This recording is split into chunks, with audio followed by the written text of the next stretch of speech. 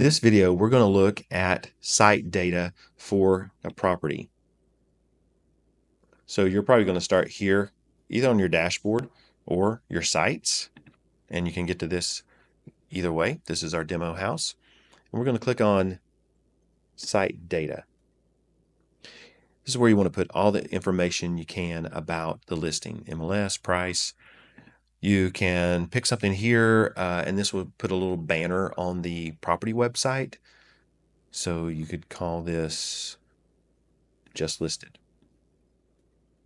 And the marketing expiration on that for this would go out on this date. You could set that date ever what you wanted. Property features, these things auto populate with school and local demographics information. You can type in as much here. You can type paragraphs in here. If you have something on that you've already written in, copy paste it into this. It'll all fit. Keywords, if you want, in search engines, and noteworthy amenities. Of course, I just put some basic stuff, but I'll show you where those show up later on. Property location. Of course, I've just wrote in a fictitious thing here, but it will show up on a map. You can put in room dimensions here. We can supply room dimensions for you if you ever want us to do that. And site attribution, appreciate it saying Atkins Media.